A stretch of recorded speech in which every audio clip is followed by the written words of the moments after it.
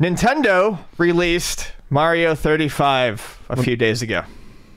On Friday, was it Friday the 1st? Yeah. Was it the 1st? What was it? The 1st? Thursday the 1st. Thursday, yeah. That's when they usually release the stuff on digital. And I had been looking forward to checking out Mario 35.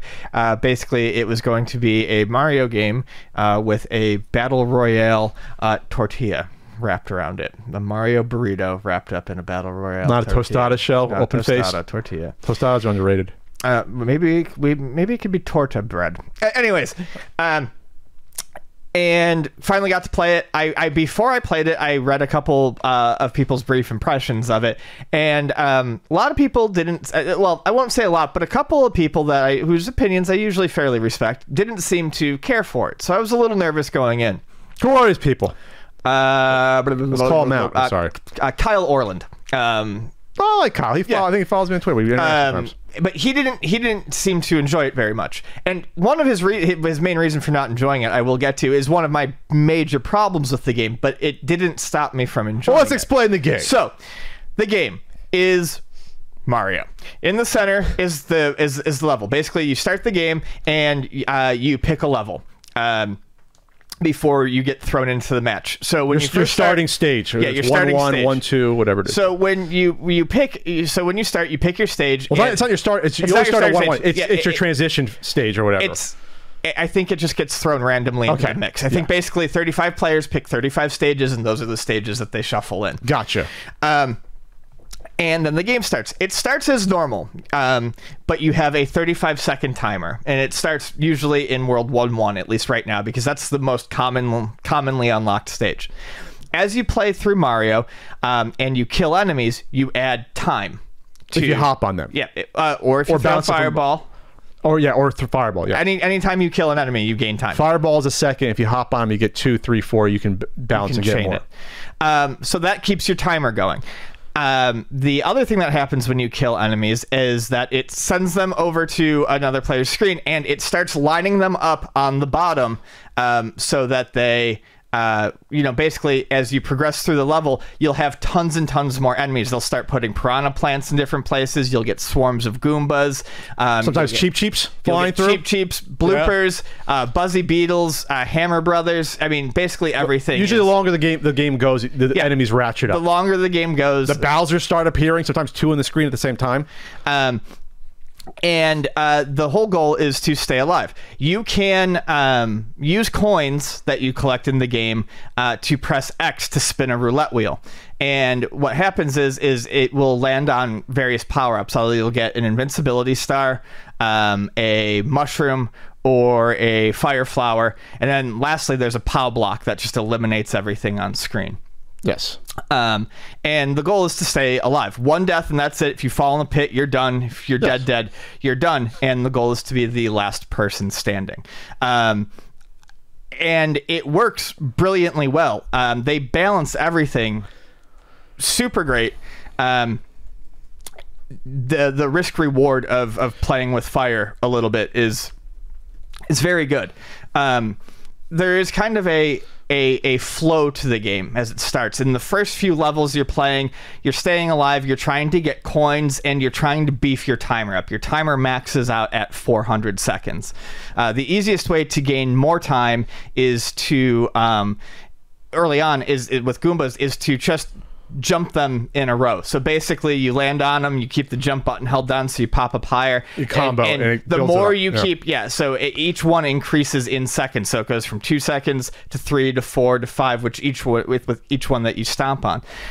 Invincibility stars are another good way to rack up time. You get less time. You get like 2 and 3 seconds from those as you crash into them. But you can just wipe through But if you pull one after someone's dumped a whole bunch of enemies in your lane, that inflates your timer incredibly. Not just that, it sends all the enemies elsewhere. So like that's probably the most important power up in the game is getting the invincibility. And then if you get that in a tough spot from the roulette, it can turn your game around potentially. Yep. And then also the other really good one to do is kick a shell and chase after it. That's always a good way to add more time to it as well. My big issues with the game, it's very fun. no one style dominates over another. Yes, that's why I like the game. One thing that you said yesterday though, that I don't really see any real benefit to speedrunning. I never said there was benefit to speedrunning. Well, you said you could. I said there's parts where you can do risk reward to fly through a level. Okay, that's not what you said, but now I understand what you're trying to say. Yes, there are. I mean speedrun the whole game. I mean speedrun in terms of getting through a level quickly. And if you can speedrun, your knowledge of the levels will help you greatly, but they throw enough shit in there that will fuck up all of your time. You can't speedrun the game because the enemies always change. It'd be impossible. And if you did, you'd never gain any time, so you would lose. That's the big thing. The game is actually, the first like 2 games I played, I was playing incredibly fast. And that's not how you play it. It's actually a pretty methodical game, and you can go along at a fairly relaxed pace as long as you know how you're playing, what you're doing, and how to harvest time in the right places. Yes, because when you hit the flagpole, you get, 5, 10, or 15 seconds, depending upon your distance up the flagpole. Yeah. But you don't get any other bonuses besides that for the difficulty of the stage. And that's why the one thing I don't like is that. And the time carries over, too. So when you beat a stage, it doesn't refresh. It's the same it's your same time. You have one timer. So I'm going to say this about this game. It crushed my expectations. I thought it'd be a fun little ditty that I'd be like, okay, this is cute, but there is a lot of thought put into this game for a free game that I was really surprised about, and they really thought about the balance of this game a lot. They thought about the risk reward of this game.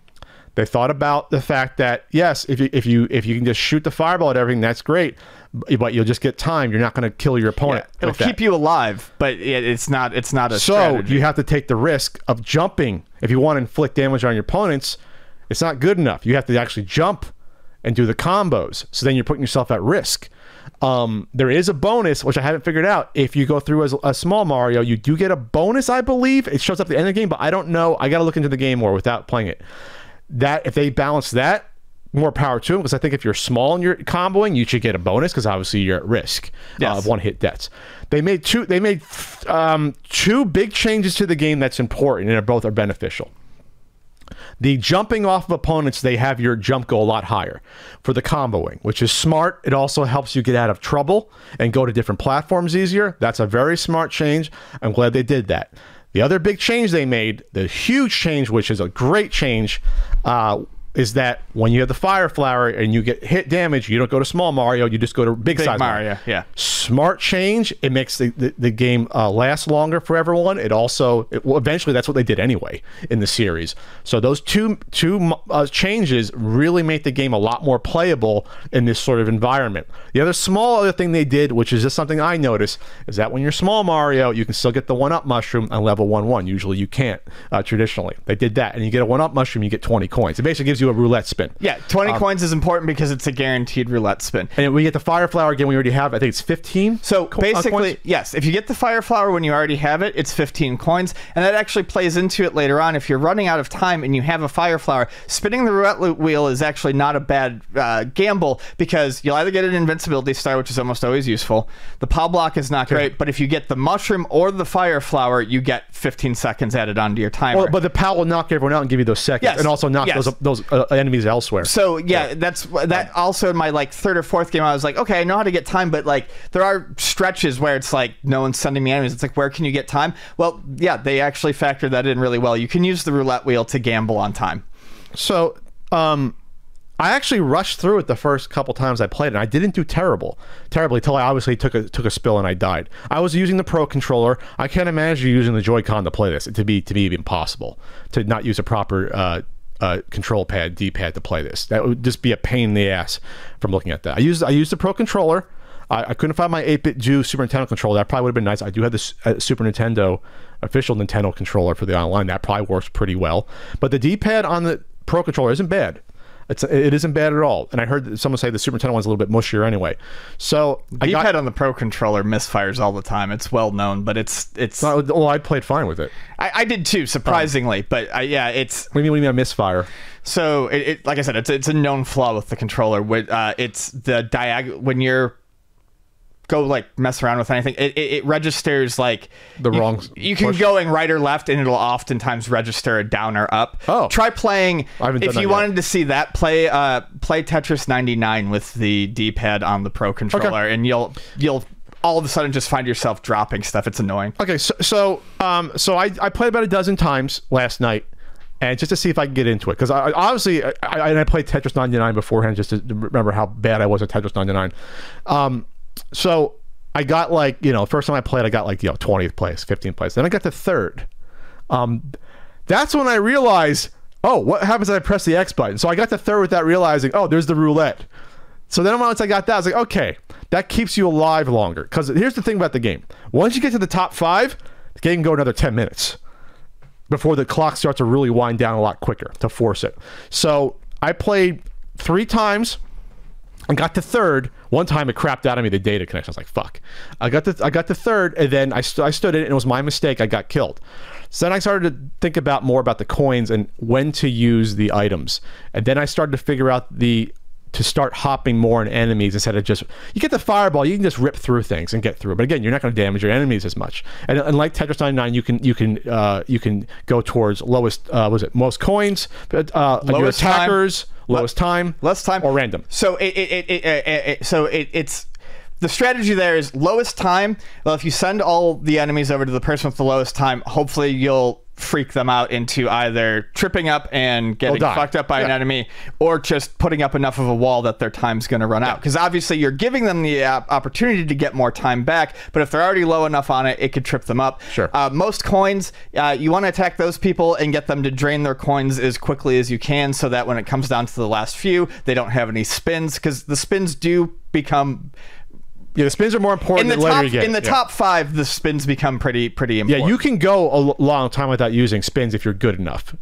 And then attackers. Attackers is good to use because if you have a lot of people attacking you, you get more out of your attacks because it sends one at everyone who's attacking you. So if you have 5 people attacking you, you're technically attacking 5 people back. You don't know what their position is, but you're still sending out.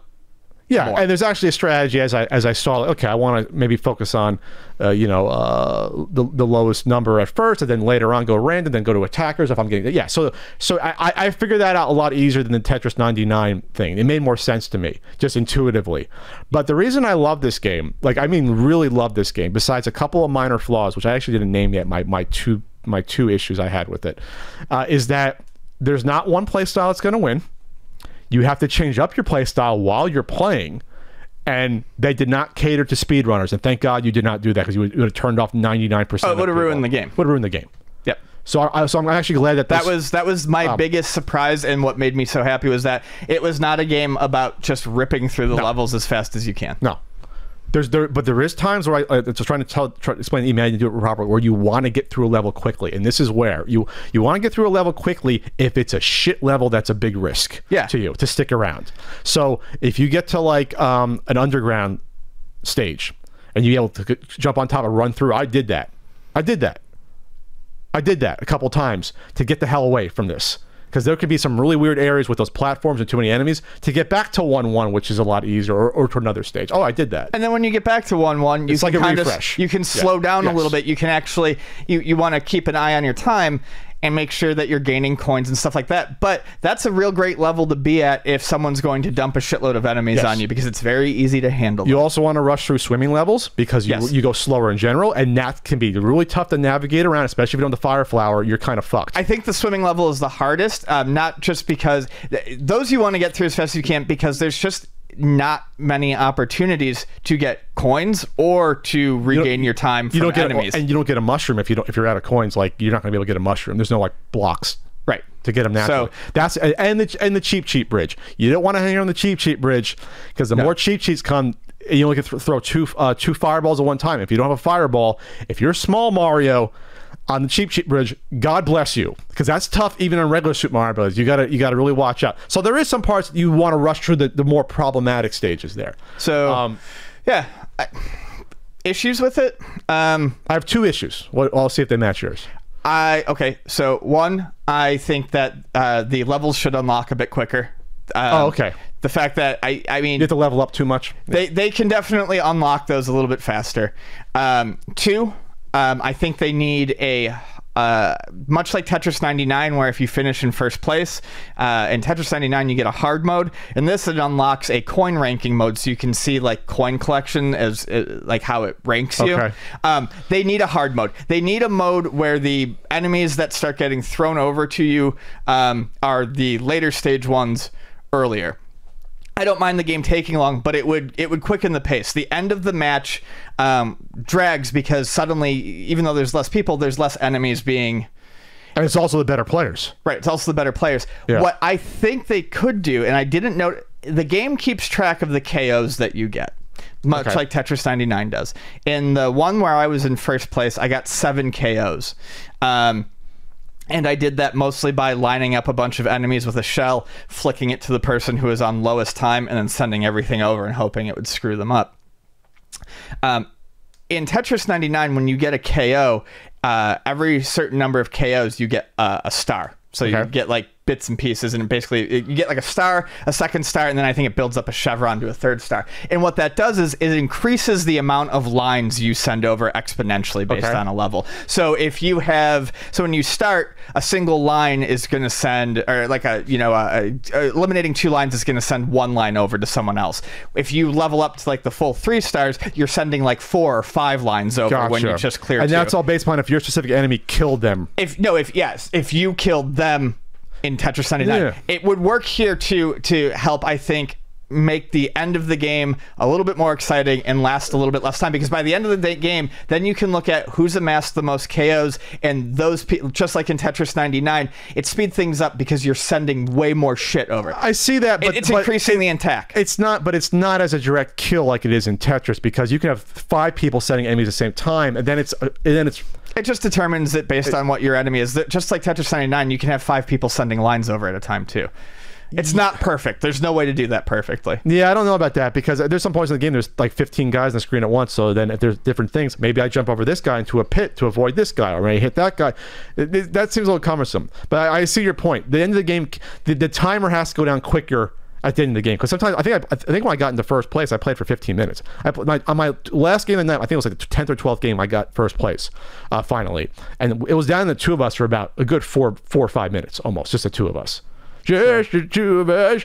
And I figured out at the end, okay, I'm gonna keep using my coins until I hopefully get the invincibility and run through the enemies to send them that way. So I did that at 1-1, and then got the star that's on the stage, and then he was done. Right. Then I was like, woo, I won. I can turn this off and get back to my life. So here's my biggest problems. My biggest problems is in the top 5. When you get to the top 5, I want everyone cleared out, and I want my enemies bigger. I want to see more about what my enemies are doing, the remaining guys, so I can know what to do and what's going on, especially if it's one-on-one. If it's one-on-one, I want to see it blown up in a quarter of the screen so I can focus my attack on that person. I think that would be great to have that feature. And maybe they'll put that in, because it doesn't matter what else. I want to focus on that person. I think aesthetically it would be nice. I don't know that it's necessarily going to help me strategically. Oh, it would. I think it would for me, because if I know they are on a really tough area, maybe then I'll focus more on hopping on enemies to send them there quicker versus me just plowing through. That's fair. I think it wouldn't hurt. That's my point. It wouldn't hurt to do that. No. Even when you get down to the top 5, you put like four on the one side of the screen. Just go 1, 2, 3, 4, stack them. Mm-hmm. I think that'd be nice to do that. The other thing I was going to say is that I am not in love with the item roulette. I think it's good. I almost wish there was one that sent enemies elsewhere. Like there was one that I get a Bowser and it sends it to someone. Almost like the spiky shell in Super Mario Kart. That could be fun. If there was a way to balance it out, there could be something that sends a Bowser somewhere, because that's really the enemy that you go, oh fuck. If you don't have a fire flower when you see Bowser, or at least you're big. That's the only thing I'm going to say.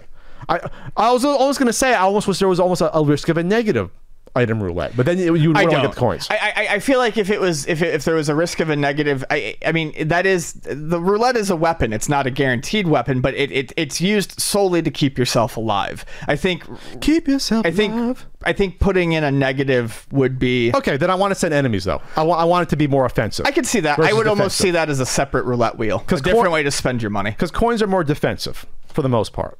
That's how I look at the game. Coins is a defensive measure. Well, that's what I'm saying. I think it would be neat if you, instead of throwing an enemy into the power-up roulette, you did 2 separate roulettes. You did one for enemies and one for power-ups. With a different... How would you decide which one to hit, though? You know? Based on what you want to do. Do you want to attack randomly, or do you want to like X and Y, maybe? But yeah, exactly. There's a free button. Use X or Y, and that way you can decide what you're spending. And then it'll spin what type of enemy comes out. Yeah, because if you mix defense and offense on one wheel, it's just going to feel too random. It's going to end up feeling like some. All right, then I'll just keep coins largely defensive then, because then attacking is offensive. It makes more sense, because that's what the risk reward is. It's like, do I want to stop and get coins while my time goes and hit the 10 block? Right. Like that. They thought this out better than I don't know why I thought Nintendo What amazes me is how well some of the levels feel, how well balanced some of the levels feel for that rule set. Yeah. It's very strange, like how well, and I can't quite describe it, but 1-2 in particular feels like it was designed for those rules. I mean, they put serious thought into it. So I guess...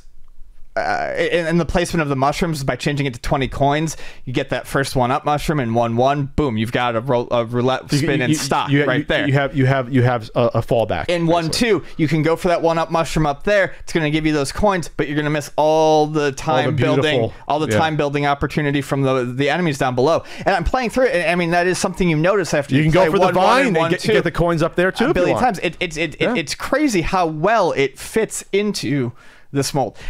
So yeah, last thing I'd say on this, I love the game. I think it's very good. I cannot wait to see what the game is like in a month's time when I have all the levels unlocked and people are picking from everything. Vonnie and I were talking yesterday about how crazy 8.3 or like 7.2 are going to be. Oh, the 8 worlds, especially like 8.2 and 8.3. Oh, 8.2 and 8.3, but I'm even thinking the heavy bullet bill levels from World 7 are going to be nightmares once you start throwing everything. If you add more bullet bills in, or you get to the point where you're adding lots of buzzy beetles because you can't kill them with fireballs. Now I'm going to risk jumping on the bullet bills to send them elsewhere instead of just avoid. Oh my god, the game's going to get nuts. This game, I'm not saying Nintendo should have monetized it before, but if they didn't want it, if they were afraid that people would only play this game, I can see why. I could definitely see why they were afraid people were only going to play this free game. If Nintendo gets rid of this, I will go to Nintendo headquarters and I will kick the headquarters. Okay. I will kick it. Will you be okay if they say we're going to start charging, or just $5 or $10? Would you be okay? I'd be okay with it now. No, I would buy this game. Yes, that's fine. But I think what they could do is much like Tetris 2 or Tetris 99. Just find a way to charge people for fucking cosmetics and shit. Oh, that's why I said before. This is the second pack guarantee. This isn't going away. This game, no. I see this becoming a franchise. I see them doing this with Super Mario 3 or Super Mario World. I can see them doing this with other games. Hell, Legend of Zelda's 35th anniversary next year. Do a fucking Legend of Zelda one with dungeons. I was gonna say, you just link it to dungeons. Yeah, you could do it. It would be insane. With different items, rush to the boss, imagine sending a boss somewhere to someone else from Legend of Zelda. Hey, we got to keep this as a Patreon topic, all right. Oh, potentially, okay. Yeah, potential Patreon topic. Don't give away too much sauce. Don't give away too much sauce. I tell you that this isn't a jump rope challenge. That's why Nintendo's like, this is only going to be available for a limited time, because this is going to I can picture people only playing this game, getting addicted to this. I'm all in on this game. I will compete. I'll be a competitor. Do it. This will be my esport.